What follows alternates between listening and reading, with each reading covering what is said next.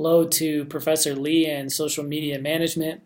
I wanted to thank you guys for inviting me into your classroom to chat with you a little bit about social media today. You guys really sent over some awesome questions. I'm going to talk a little bit about myself, and then I'll answer your questions. And then I would say feel free to reach out to me directly if you have any other questions. Professor Lee has my contact information, and my email, my phone number is on gowild.com as well. So I'm sure she introduced me, but I will introduce myself as well. My name is Amil Anderson. I am the Director of New Media here for the University of Wyoming Athletics Department. I work in our marketing department. Education and experience I have, so I came to backtrack here a little bit. I majored in journalism at Augustana College in Sioux Falls, South Dakota. I had a couple jobs in media relations with the University of Nebraska, and then the University of South Dakota. I came to the University of Wyoming in 2011 and worked in our media relations office as a sports information director. Basically, that job is being a buffer between student athletes and coaches and the media, right? 2 years ago, the athletic department kind of did some reorganization in terms of how we handled our social media. So prior to me, it was done by a group of students that we had called the Corral. I moved from our media relations office to our marketing department, and I took over control of the Corral. So the last 2 years, I've been in charge of our social media efforts with the Corral, our group of students underneath me. I also handle our website. I'm in charge of gowild.com. Media relations helps me with that as well, but I am the direct supervisor for everything that's posted or played on gowild.com. It's funny, I handle our social media, which is generally considered our new media, but then I also handle our media trade program where we exchange tickets for advertising in newspapers, television, radio. So if you've ever been in your car and heard a radio ad about cowboy football or basketball or volleyball, I probably placed that. So my three main duties here are really social media, the website, and media trade. First, employment job in the field of social media, like I explained, it was a reorganization. It was really the department realized that social media obviously is the wave of the future, and we can reach a ton of people through social media for free. So they placed a lot more importance on it. So that had to do with my move to marketing. So I think that's enough about me per se. I'll jump into some of your questions here. Like I said, really good questions. Biggest failures with social media management that we can learn from. Kind of funny you asked that. I'd say our biggest failure was probably signing day last year. So signing day is the day where all those prospects actually sign a national letter of intent to come to your school. And obviously schools like to make a big deal out of this. So last year for signing day, I really failed to plan ahead and didn't realize that some of our programs and coaches wanted graphics or videos done for some of these signees. So I literally had 2-3 coaches in my office that day going, where is all of this? So that was probably my biggest failure so far, I'm not sure when you guys are going to watch this, but it's funny you asked that because tomorrow is actually tomorrow, Wednesday, November 8th, is signing day here for the University of Wyoming. And I literally have spent the last 6 months in communication with our coaches, getting information on signees, getting pictures of our signees. We've developed a new protocol where when signees are on campus, We invite them into our office to take photos, so we have good, high-quality photos to use for signing day graphics or videos. So it's been a ton of preparation, and I'd say that sort of speaks to how we approach social media here. Um, uh, uh, you know, some of the awesome things on social media just come out of the blue, but there's a ton of preparation that goes into that, right? We roadmap all of our home events that happen here. So we actually sit down and roadmap out who's doing what, how many times they're posting. So when those awesome things do happen, we're ready and know how to handle it and can just capture the moment and run with it. A great example of that is the border war this last Saturday. We roadmapped it out, prepared it ahead of time. I had the corral here with me because I can't be in a ton of different places at one time. And it was an awesome game. And we captured it all in the moment and got everything out right away, and we got a ton of engagement out of that. Obviously, we were the first with it, and our fans loved it, and it's the border war, and it's being prepared for that moment. Best degree to have the most job options, I'd say anything, journalism, marketing, business, those are all great majors to have. Especially business. If you're coming here to UW, I know there's a very, very good business college here. I know a lot of my corral interns are in the School of Business, College of Business. So I'd say your degree is important, but even more important is experience. Make sure you get those internships and get out in the field and know what it's like in the real world to do what you want to do. That helps you too, because then you trust me, if you're in the corral, you figure out real quick if you want to do social media or not, and that goes for anything, I guess. If we were to focus our efforts on just a few forms of social media, which would you recommend? I'd really say it depends on your audience. So a great example is, I tell this to my corral interns all the time, right? Facebook is old people now. Everybody's grandma and mom is on Facebook now. Twitter is sort of my age group, young adults, 30-some with a family, and Instagram and Snapchat are totally the young kids now, right? So if we have a piece of content and we want to reach our season ticket holders, for example, their average age is 58. A season ticket holder at the University of Wyoming for football, their average age is 58. We're going to hit up Facebook hard and to try and reach those people. If we're trying to reach the students, we're going to hit up Instagram and Snapchat for sure, knowing that those are the people that are using those platforms. So again, I don't think you necessarily approach it from where do we want to focus our effort. I think you approach it from who do we want to reach. What apps do I use, for example, to make graphics or infographics, to monitor social media feeds, to coordinate or schedule? So obviously, I know how to use Photoshop. That's a big talent to have as someone in social media. To be able to design a graphic, a high quality graphic, is a huge talent to have.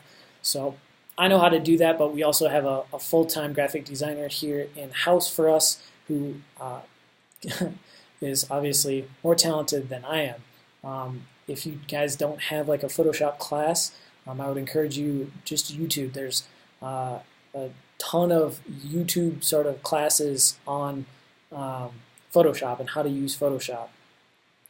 In terms of actual monitoring of social media, I use TweetDeck.com. That's a great tool. That's a website to monitor Twitter. There's also paid ways that you can monitor your social media, like Hootsuite. We haven't delved into those yet, but I do know they're out there. As far as coordinating or scheduling content, so I literally have, I just call it my content schedule, and it's a draft of an email that I have saved that I update constantly, and like I said, being prepared is a huge part of social media. So that content list is huge for me. I roadmap out everything in terms of, when is this release going out, what platforms it's going on. Um, One nice thing about Facebook is you can schedule posts out. That's very, very helpful. You can't schedule posts out on Twitter, but you can on TweetDeck. Instagram, unfortunately, Instagram is kind of the one where you can't schedule things out. But hopefully they change that soon. How often should a business post on social media to be effective? So I'd say a minimum of 2 to 3 times a week, just to stay relevant, right? Social media is very much top of mind in terms of advertising. Like, you want to make sure you're getting your name out there and in front of people to remind them to visit your business. But I'd say it really depends on time of year and what's upcoming, right? Like, if you have your biggest event of the year, in the 3 weeks leading up to that, you probably should be posting more than 2 to 3 times a week, right? So again, it's how you want to reach your people. Also, I'd say look at analytics, right? If you are posting every day at 10 a.m. and you're not getting any reach or engagement with those, and you do a post on Wednesday night at 7 p.m. that just blows up, keep that in mind, right? You obviously want to maximize your reach and potential, and how you do that is through those analytics. And Twitter has analytics, Facebook has analytics, Instagram has analytics. Those businesses are all about enabling you as a business as well to reach people. So pay attention to those analytics. They can help you find the best time to reach your people. I would note we did get our hands on a cool Nielsen survey this last summer that showed social media, the best day of the week for social media engagement is Sunday. And it kind of goes downhill, and Friday and Saturday are probably the lowest. Which makes sense if you think about it in terms of Friday night, right? Most people aren't on social media, and if they are, they've probably had a couple of drinks. But Sunday afternoon, think about a lot of people on Sunday afternoon just sitting on the couch scrolling through Facebook, right? So those analytics are important. Best kinds of posts to advertise a product, got to be visual, 100%. A photo at the minimum. A video or GIF is awesome. Any type of motion that's going to catch the eye of your consumer for sure. So visuals create the most engagement for sure. In your experience, is it better to have your company on all social media, or do you keep it confined to just a few so that you are able to maintain them better? I'd say 2 things. One, it goes back to who you're trying to reach, right? Who's your consumer? If you do if you start a company for a brand new selfie stick, it's probably not worth your consumer is probably young people, right? It's not worth your time to have a Facebook page if you're trying to sell selfie sticks, right? I don't know how many grandmas have selfie sticks. So again, think about your consumer, and I'd say for the most part, you guys are probably going to be working with smaller companies, and I would say if it's just you doing social media, I would confine it to start, right? Start small and make sure that what you do small is good, so then you can grow it. It doesn't do you any good if you have accounts across all platforms and they're bad, you're not updating them, the information is outdated. But if you start on Instagram and you have an awesome Instagram account and make it really good and build it up, then once you've perfected that, you can translate that success to another platform. How how is the best way to diffuse negative feedback to your company or product? That's a really good question, and I can tell you that if I had the perfect answer to that, I probably wouldn't be working for UW. I'd be working for the president. The best advice I can give you is to be honest and forthright. Be transparent. Propose a solution. If you mess up and you respond and they figure out that you're lying or trying to hide something, that's never good, right? It just gets worse. The one thing I would say is, in terms of social media specifically, unless it's a huge gaffe, I wouldn't post a statement per se saying that we messed up. If you can think about that from the perspective of, if you make a native post that says, hey, we messed up all of this, there's going to be a lot of people that don't know what's happening. And all of a sudden, you're just furthering that bad story, right? So I'd say individual engagement. So if you're running Facebook and your company messed up on a sale and someone posts on there, instead of, like I said, posting a huge statement natively that now all of a sudden everyone else knows, respond to that person directly and be engaging, be personable, satisfy them directly, and then go from there. Don't necessarily further the story when you don't have to. Can social media management be a part-time job, or is it completely full-time? That's a little tough for me to answer because I'm kind of part-time social media. I have other job responsibilities, but I can tell you that it definitely is a full-time job. Like I said, I handle all of our social media accounts. I have a corral. The corral is a group of 8 students that assist me. They're basically part-time people. Social media is 24/7. We have things going out at all times of the day and into the evening and early in the morning. So if you're good at it, it can be a full-time job. But how you conquer that is be prepared and ready to roll ahead of time. How do you stay up to date with all the new updates of social media? I'd say immerse yourself, right? That's how you immerse yourself in all of the platforms that you have, right?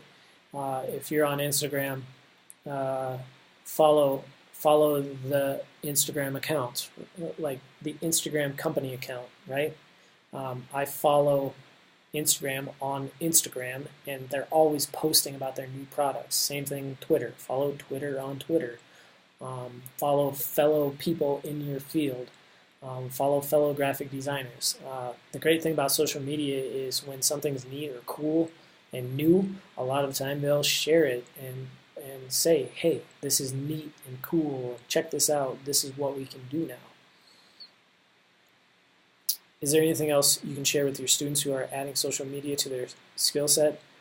Another really great question. Again, I'd say immerse yourself and gain that knowledge and be knowledgeable about social media when you go in to talk with someone about it. And I guess that goes for anyone in any field, but really want to make yourself seem like you know what you're talking about when you're out there applying for those jobs.